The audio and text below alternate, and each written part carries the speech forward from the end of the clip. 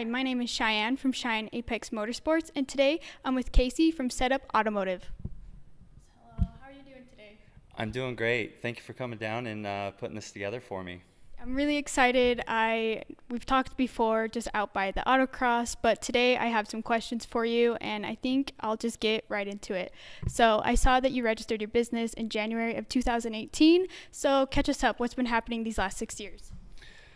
Oh man, it was a mixture of traveling around pro racing and also wanting to have a more professional image for all the people that have called me throughout the years because they know how much I love cars and uh, you know, I guess I'm a problem solver.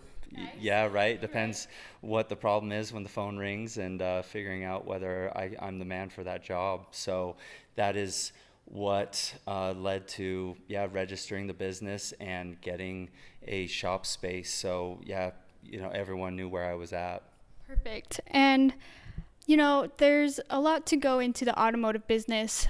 So my question to you is, what has been probably the most stressful part of owning your own business? Being pretty much doing it by myself. It is pretty hard to find other humans that look at things the same way that you do and can accomplish the job to a certain degree. A lot of cars that come to me are sports cars, and so that's kind of a different level of attention. Um, I've had a couple people come through, but they're young, they have their own ambitions, and I did my, what I thought that I would want to experience, coming into a little bit of an open atmosphere is what I was offering to people.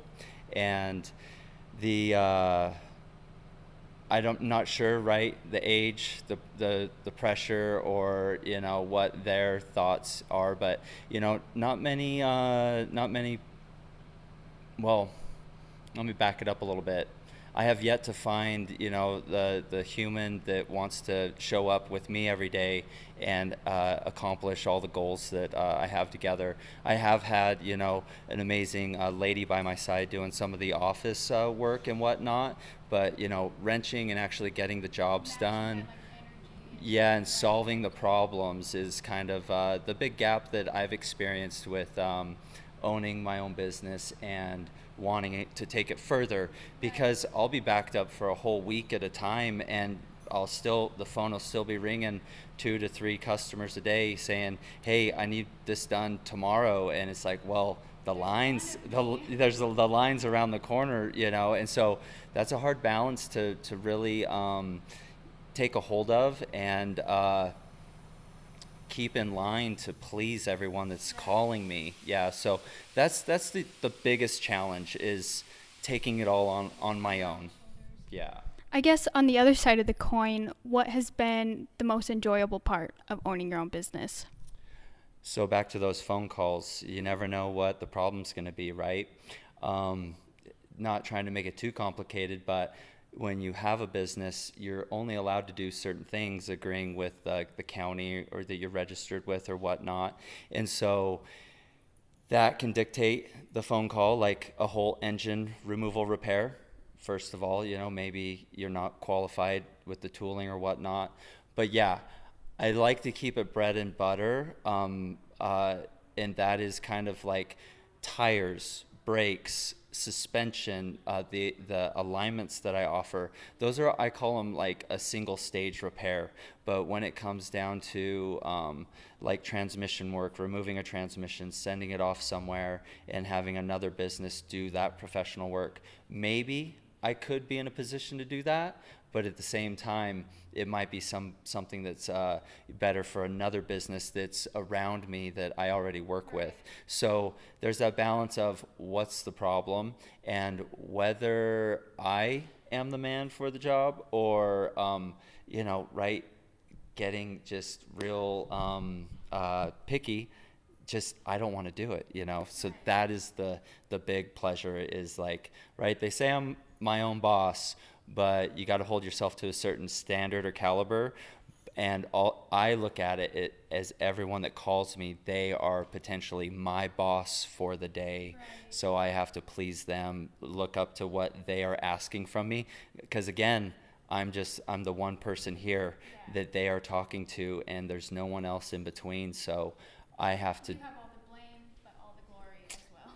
yeah, so it's about putting that professional foot forward and making sure that it is going to be successful, like from whether it's a referral, right? I can't do it, but I'm going to refer you somewhere, or to, yeah, let's do that. I'll get everything that we need and it's going to be great. And, that statement, to follow through with those words, it can be, it could be climbing a mountain. Right. I guess with all of this said and you taking this all on your shoulders, what differentiates you Setup from any other mechanic shop? I'd have to say saying yes. I get sent a lot of alignments. I've become popular for alignments. A lot of alignments come my way because people believe that they cannot do it with their equipment, or maybe they're having that whole thought process themselves of what they want to accept. But I do a lot of low profile aftermarket performance cars, and I've even had a brand new Nissan from the Nissan dealership sent my way. The dealership said, we can't align your car, and it was nothing special. It was a Nissan Z brand new car, and the dealership could not do it per se for some reason, and it came my way. So yeah, a lot of things that people say no to, I say yes to. So that is that is an easy thing that separates me from a lot. So, would you say that Nissan was difficult to work on, or why did it come your way? Was not difficult. I think maybe the fact of it already had aftermarket suspension components on it might have been the thing, but the vehicle would have fit on their equipment, from what I know, and it was easy for me to use my equipment on it. But it might be that thing of, because the fastener has more adjustments, it's beyond dealership specs or standards, or what I believe it comes down to. Whether it's whoever's working on it is the actual human doing the alignment of, following through with it, believing that they know what they're doing. So that could be the moment for them.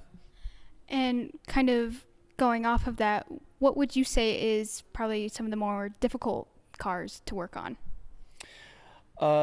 Things that I do not have the proper tooling for, because right, say it's a water pump job, getting straight down to engine mechanics.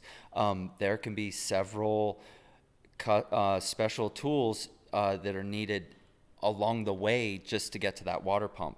So it sounds like a simple task, but there might be some dealer tool, pin, or socket, wrench to get into a certain spot, tight spot, or something that makes it convenient that I literally don't have in the shop. So it could potentially make that project or job go to the next day, and then I'm in the water, can't accomplish it that day.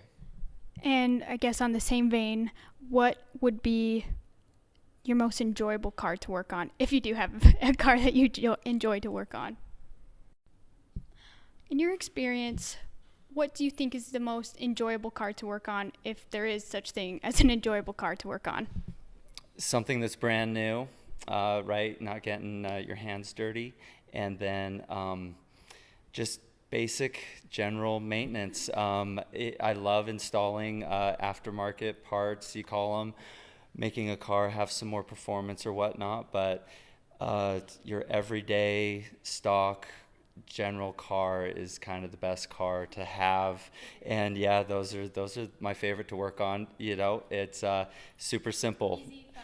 Yep, there's no thoughts that person might be thinking about their special parts. It's just all regular things. An air filter is an air filter, spark plugs are spark plugs, yeah, things like that. So it's not like what's the special thing that is going to be different than somebody else's. And right, that thought can take you down a whole different path of, why doesn't this work on the car? And then that's that 2-day project versus in and out, customers taken care of, right? And it's all going to 100% like a business mindset, right? We started talking about business, and it's, yeah, getting it done. Quickest turnaround.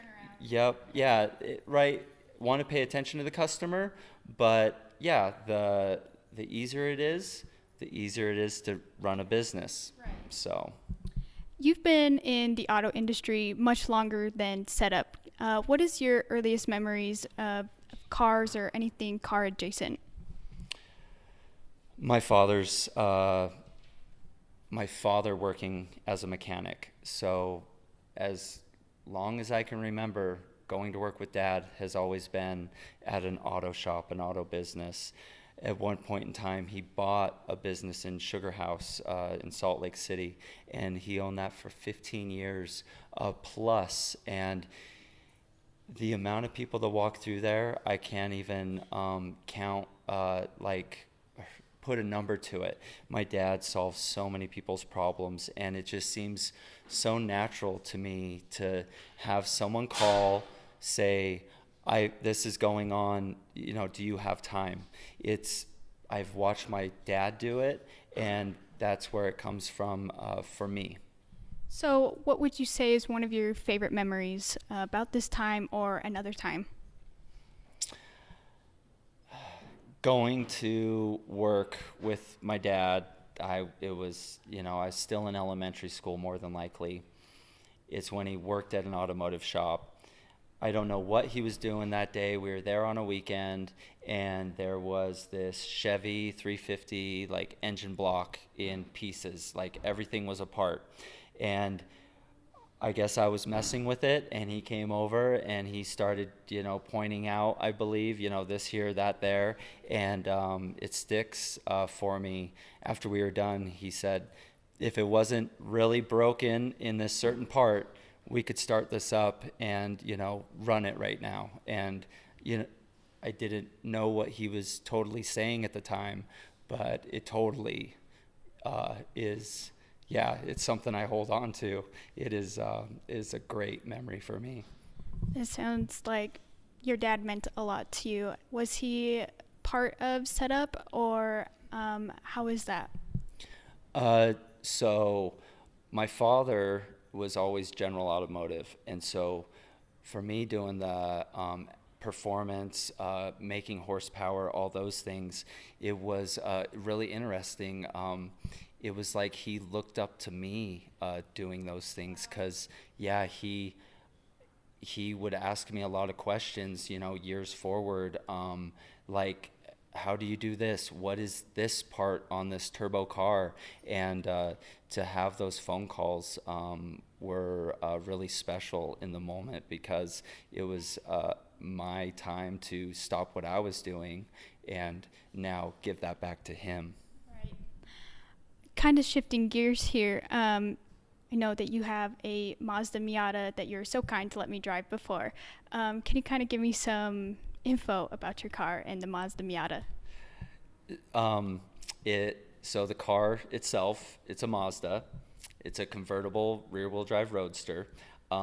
They are claimed to be the number one raced vehicle every weekend throughout the world. Wow. It does not matter what race could be going on, Formula One, IndyCar, NASCAR. On that same day, there are more Mazda Miatas racing around the world than, say, that, specific huge event or whatnot. Yeah, very popular car, very fun to do anything with. I've driven mine, first on the street, back and forth to work, and then also it then started going out on the racetrack, doing laps on the racetrack, and from that point forward, it turned into a drift car. So it has some suspension pieces on it that are specifically for drifting, makes the car work really good for that.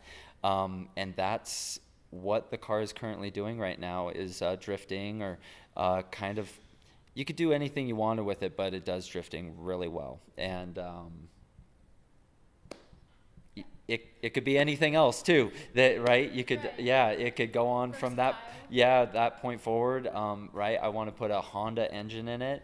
So yeah, whatever the thought your mind can create goes back to that. What is someone calling for the work for you to do? You know, someone could ask for all those things for their Miata, and yeah, but that's what I'm doing with mine. That's kind of funny because I have a couple questions about that. Of if you could do anything to your Mazda Miata, what would it be? And then also, have you always been into Miatas, or was it just when you picked this guy up that you were like, oh, this thing's cool as fuck? So what I picked this car up for was to be a part of the business. I wanted to focus on spec MX5. So spec Miata, a lot of people know what spec Miata is, but spec MX5 is a new thing that is happening. And so the idea was to get that car, build it up to the rule book and the standards. And that was right at the beginning of really having the business space and whatnot. So a lot of investment was going on. And so the idea of it becoming a race car kind of got backpedaled and um, yeah, no longer a flagship for the business. It's kind of well, I guess it is, a learning tool for the business still, but not in that specific category anymore. And so that's what it is originally purchased for. It's now for driver coaching, drifting, whoever wants to drive it type of thing. And yeah, if there's one thing that I'm working towards it is just a little bit more horsepower. I started drifting with a car that had 300 horsepower, as to where this Miata maybe has like 160, something like that, if it's lucky. Yeah.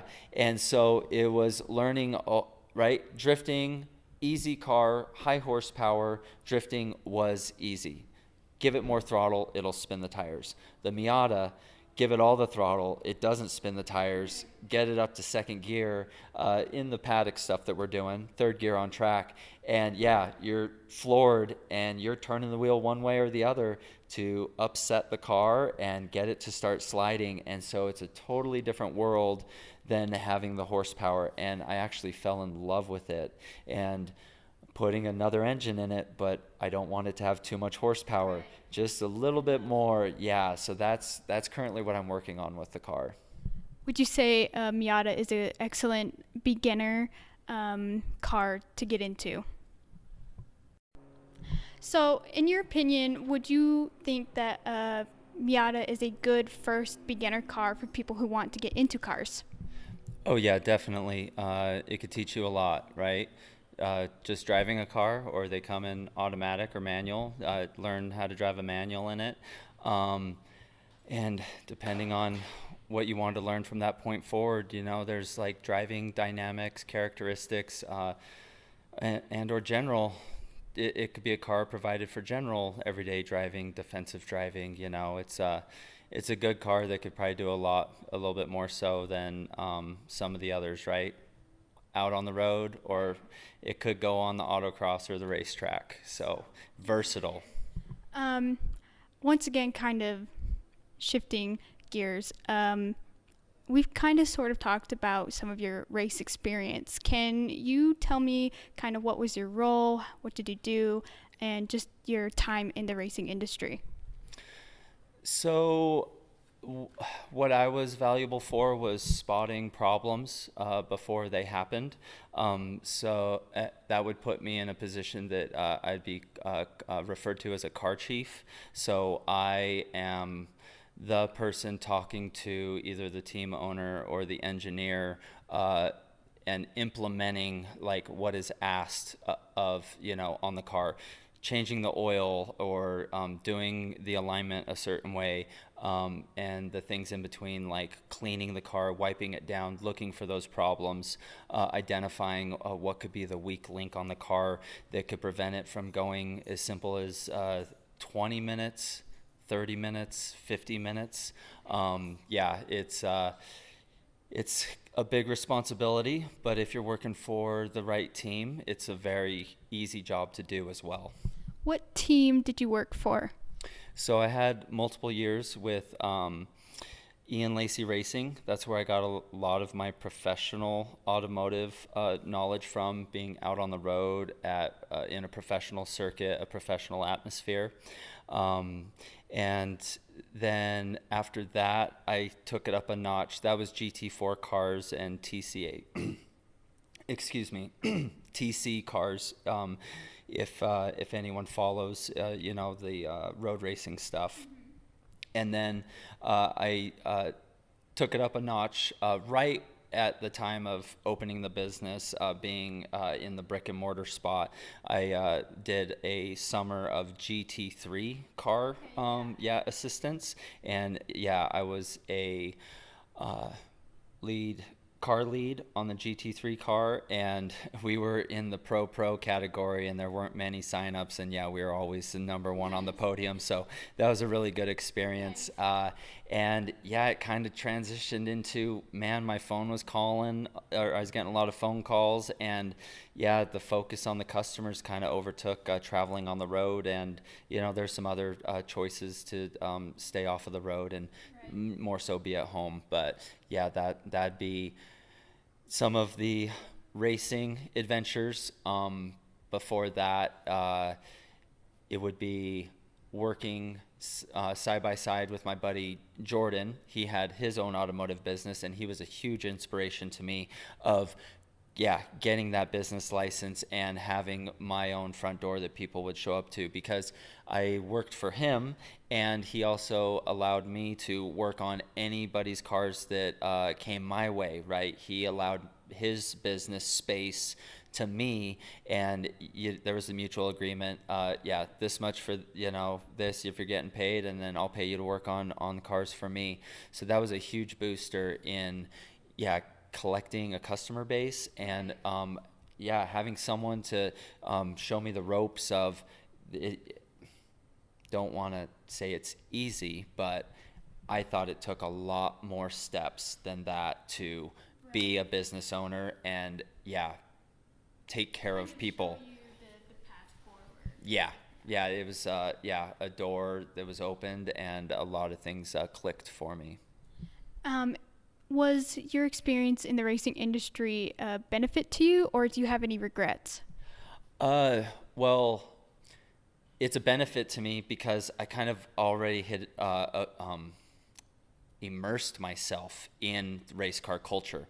I thought I knew a lot. We kind of skipped it. Going back before I started road racing and stuff, when I was 19, 20, I found the drag strip, and I was really into quarter mile racing. So I was hanging out with people with turbo Hondas, and then also there was people with Camaros, right? It was kind of a mixed culture of V8s and Hondas and turbo cars. And I went on a 6-year journey of attempting to make my Mitsubishi the fastest turbo all-wheel drive car in Utah. Wow. And it took 4 times of making over 700 horsepower, right? Like 4 different engine builds, engine journeys, 2 different cars within those four engines, and it took 6 years to make an accomplishment of to have the car go a mid 9-second pass. It went 9:39 at 153. And in Utah, that's pretty cool. And the track got buried with that time, me doing that time. And no one else really went faster than that. So I kind of accomplished that goal. And that was a huge head start for anything in the automotive industry, because I took all the problems on myself, but I also had a handful of great influences. I said there was the Honda, guys, then there was the Toyota guys that were, doing the Supras, and the other Mitsubishi guys. Each car comes with its own culture and foundation of humans, and man, Utah is a really good spot for anything cars, and everyone wants to be your friend no matter what you're doing. And so it was really easy to learn, and there were people that were already doing it a decade before me, and so in a way I surprised them, but because it was like, whoa, where's this young kid coming from? But I had been looking up to them for 5 years. Little did they know. So Would you say that Utah is kind of like a melting pot of car culture? yeah, you uh, trucks, lowriders, sports cars, supercars, uh, homemade race cars, right where we're at. We're in the middle of it. This is where everyone that builds a race car in their garage comes to drive it out at the motorsports campus. So at the same time, the motorsports campus has the off-road track, the car shows, historic race cars, and any given weekend you can find a combination of those three or four occupying the space. They call it the paddock, and or it extends to the tracks. From the pits to the racetrack, everyone commingles on every single weekend. And right, even motorcycles, there's so many car guys that ride motorcycles. Like, yeah, melting pot is, yeah, everything's touching each other. What's one of your favorite events to watch out of any category? I like the sports car stuff. I have recently become a Formula One fan within the past like 4 years, I could say. And yeah, I literally watch Formula One highlights on the regular. I can't get enough of it. When I first was conversating with the person that got me into Formula One, it was like all the drivers' names went right over my head. But now it's like, can you believe so and so is going to so and so? Yeah, right. And I can't believe that I pay attention to sports car racing as I do now, because right, we're talking 10 years, I thought I was, the cool guy. I could do anything, you asked of me 10 years ago, coming to this facility, working for these people. And yeah, I didn't know any of that racing history. And I have learned so much in the past 10 years that I absolutely feel like I've missed out on a lot. Yeah. So is great to know all that stuff now. Is there anything that you would like to learn about? What else would you like to learn about? Um, believe it or not, I have not done a lot of extra schooling to do what I do. It's all hands-on. I mentioned my father taught me a lot. I think I definitely have had a head start compared to a lot of people that do automotive. But so it would entail probably something that would take me back to school. It would, I'd love to do CNC machining, creating something out of a block of aluminum, right? Something that is very important, and or it goes hand in hand.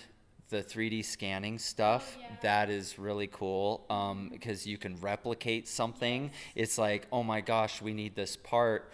If you have that equipment, you could turn that part out or something that will resemble it, to hand off to another professional of a higher caliber, right? Is this crazy stairway of what you're doing might lead to a deeper culture within fabrication, production, or race cars in general. Right. And so those are the things that intrigue me, that take a lot of math, I guess you could put it. You're a better man than me. I'm so terrible. Yeah, and at the same time, a lot of that stuff is probably just hands-on and the rhythm of it, and you can do what you want to do every day as long as you show up to that place you want to be, right? So if I really wanted to do CNC machining, I literally should show up to that every single day. And whether you're looking at abandoning what you're doing, or just taking on a little bit more, I feel like the automotive shop and taking care of all these customers is my main priority. But at the same time, as a human, you have to take a step back, pay attention to yourself, and do those bigger things that you want to do to keep stretching and putting yourself into the unknown that really allow you to blossom and find out what you don't know so you can be prepared for the future, because you never know who's going to walk through the door and ask something of you, and you might be the perfect guy for that just because of your dedication to show up for yourself every single day. I guess my next question is what would you say is your best accomplishment, or big or small? I guess having my own business, because a lot of this comes from my father's business being sold. For about 15 years, I took it for granted. I showed up whenever I wanted, midnight or midday, the place was mine. And, you know, depending on where you are in your life, I didn't really know how hard it was to have a shop or a business of that caliber. And I just assumed it was going to be mine. 3 bays, an office, and a front room, a front waiting area, right? It was, my dad did it for 15 years. It served him. I thought that I was going to take care of his big green toolbox and take care of all of his customers.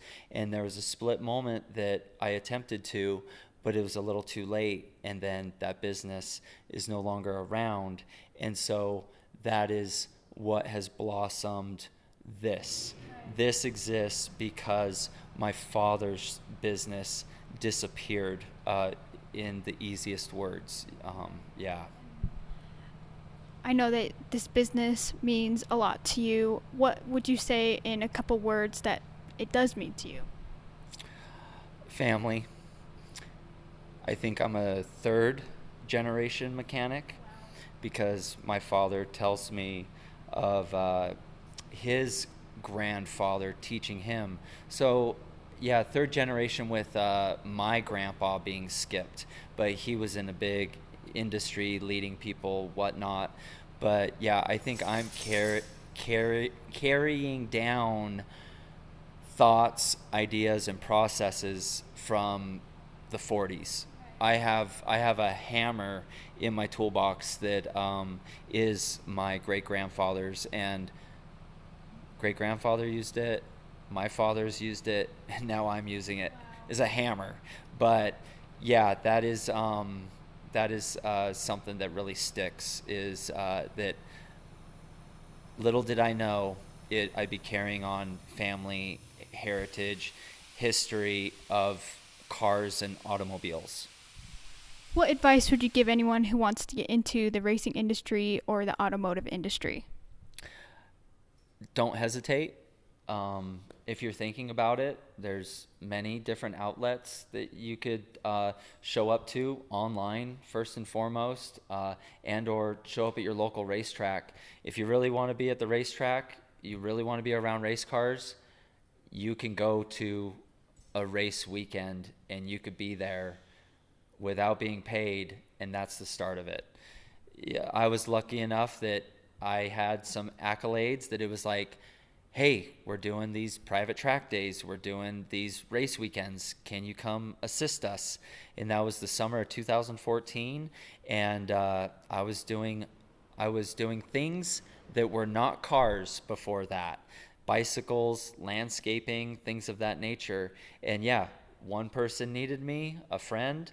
He was getting me in to work for that business, and then yeah, it's all a decade behind me now, and people around me, friends, customers, acquaintances, and it happens quicker than you could think. I guess in that same vein, I have to thank you because you're the one that kind of allowed me, opened up a foot in the door for myself as I was just roaming around the track clueless, and you came up to me, asked me some questions, and really kind of opened that door for me. So big thank you there. And this is kind of all the questions I had for you today, but it has been such a pleasure to sit here, talk to you, get to know you a little bit more. I know you have your own social media, so let's do a little shameless little plug on that. What is your social media? Okay, so It's easy for the business on Instagram. It's Sedep Automotive, spelled as you might see it, SEDEP. And then I'm working on YouTube. It's under Casey Barrett or at Sedep Automotive, the same thing as Instagram. And then, yeah, that stuff follows into Facebook as well.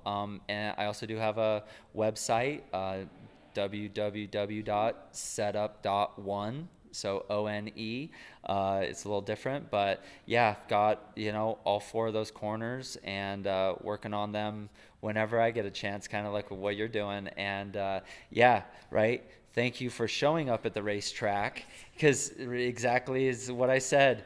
Right. Show up where you want to be, and before you know it, you're just immersed in it. You really are. It's such great advice. It's great been talking to you.